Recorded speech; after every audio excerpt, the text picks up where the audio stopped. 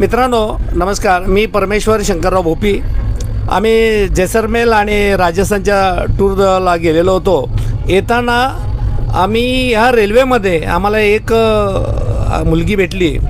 तिच्याकडे बघितल्यानंतर मला असं वाटलं की नक्कीच आपल्या या युवकांना, या तरुणांना किंवा आताच्या घरात जी लहान मुलं सांभाळत आहेत, 10वीचे मुलं आहेत, त्या मुलांची पालक किती काळजी घेत आहेत किंवा कशा पद्धतीनं करत आहेत, तर त्यांच्यासाठी हे किती एक जबरदस्त अनुभव देणारा आहे म्हणून मला जाणवलं. म्हणून मी तिच्याशी आता गप्पा मारणार आहे. बाळ, तुझं नाव काय? माझं नाव प्राजक्ता रायपान सूर्यवंशी. हां, कुठं राहतेस? मी सांगलीत राहते, विटा. हां, आत्ता कुठं गेली होतीस तू? मी आता राष्ट्रीय सायकलिंग स्पर्धा होते झारखंडला, तिकडे गेले. ट्रॅकची स्पर्धा होती. किती दिवसाचा प्रवास होता तुझा? आता 1 आठवडा झाला मी बाहेर आहे. ओ, 1 आठवडा? हां, 1 आठवडा. बरं, तिथं काय झालं? झारखंडला कुठल्या स्पर्धा झाल्या? झारखंडला ट्रॅकच्या स्पर्धा झाल्या. त्याच्यात मी एक परशूटर आहे, जे की मी 2 किलोमीटर परशूट चालवते अंडर-17ला. त्याच्यात मला परशूटला गोल्ड मिळालं आणि टीम स्प्रिंटला ब्रॉन्झ मेडल मिळालं. अरे वा. मग तुझ्याबरोबर किती जण आहेत प्रवासाला? आता सध्या तरी मी एकटीच आहे. एकटी? मग एकटी जाताना हे सायकल वगैरे तुझ्याबरोबर घेऊन जाते? हां, मी माझ्यासोबत घेऊन जाते. अरे वा. कधीपासून याचं प्रॅक्टिस करतेस काय? आता 2 वर्ष झालेत मी करते. अच्छा. 2 वर्षात कुठल्या कुठल्या स्पर्धा दिल्यास तू? मी 2 वर्षात माझे 4 ते 5 नॅशनल झाले आहेत आणि ह्या आता ऑक्टोबर महिन्यात माझी एक इंटरनॅशनल झाली आहे रोडमधून. अच्छा, इंटरनॅशनलला पण गेली होतीस? कुठे गेली होतीस? मी इंटरनॅशनलला बहरीनला गेलते, सौदी अरेबियाला. अरे वा. मग त्यावेळेला कोण कोण होतं तुझ्याबरोबर? त्यावेळेला इंडिया टीम होती सोबत. किती जणांची होती? आम्ही तरी 15 जण होतो. अरे वा. मग तिथे काय तुझा तिथला अनुभव काय सांगता येईल? हो, खूप कॉम्पिटिशन आहे. आम्ही अजून मागे आहोत. अजून खूप मेहनत करायची आहे. खूप कष्ट आहेत पुढे अजून. तसं करून एक भारताला मेडल आणायचं आहे. अरे वा वा. खूप तुला म्हणजे तुझे खूप मनीषा चांगली आहे आणि नक्कीच तुला याच्यामध्ये यश मिळेल. पण मला सांग, हे एवढं बेडिंग रात्री तू घेऊन आलीस, साधारणपणे याचं वजन काय तुला सांगता येईल का? असेल 50 कडे असेल. 50च्या पुढे असेल. अरे वा. तुझं वजन किती आहे? माझंच आहे 50. अरे बापरे.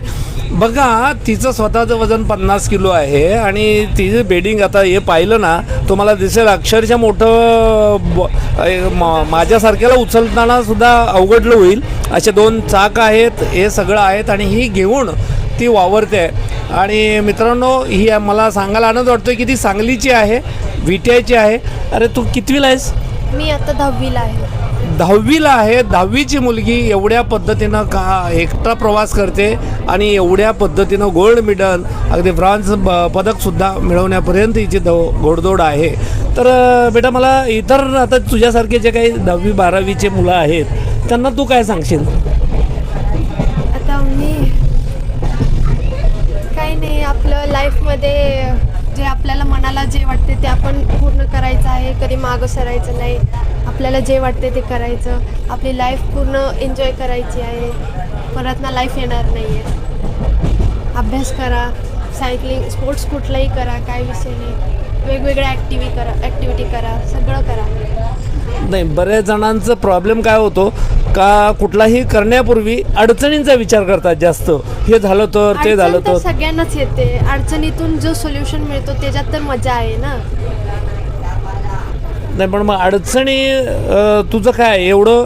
आता तू ज्यावेळेला झारखंडला जाण्याचा विचार केला होतास त्यावेळेला कितीतरी अडचणी तुझ्या डोक्यात आल्या असतील की आता मला तिकीट मिळते की नाही, एवढा मला एकट्याला प्रवास मिळतो की नाही, तिथं मला कोण न्यायला येतं आहे का नाही, वाटेत जेवायला मिळते की नाही. मग ह्याचं तू कसं प्लॅनिंग केलं होतंस किंवा काय विचार तुझ्या मनात येतात त्यावेळेला?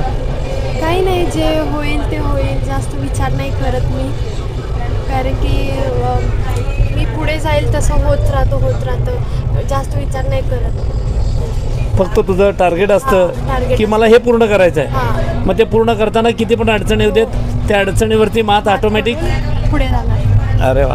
तर मित्रांनो, बघा, आज आपण या रेल्वेच्या प्रवासामध्ये प्राजक्ता सूर्यवंशी हिची आपण मुलाखत घेतली आहे. पण तिचं सांगण्याचं तात्पर्य एवढंच होतं की की तुम्ही करत राहा, प्रॉब्लेमचा विचार करू नका. प्रॉब्लेम नेहमी तुम्ही प्रॉब्लेमचा विचार केला तर तुम्हाला प्रॉब्लेम मोठे होतील. परंतु ज्या वेळेला तुम्ही पावलं टाकाल, जे तुमचं ध्येय आहे, जे गोल आहे, त्या गोलच्या दृष्टिकोनातून जर पावलं टाकाल तर हळूहळू जसं जसं जाल तसं तसं ते प्रॉब्लेम्स दूर झालेले तुम्हाला दिसतील. तुला खूप खूप शुभेच्छा. आणखीन ह्या युवकांना तू एका शब्दामध्ये, एका वाक्यामध्ये काय असं बोलशील?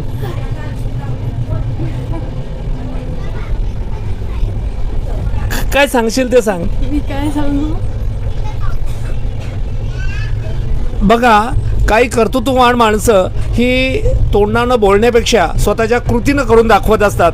तुम्ही करत राहा, केल्यानंतर तुमचं कौतुक नक्कीच होईल, असंच तिला हिच्या हास्यातून आपल्याला सुचवायचं आहे. जय हिंद, जय महाराष्ट्र.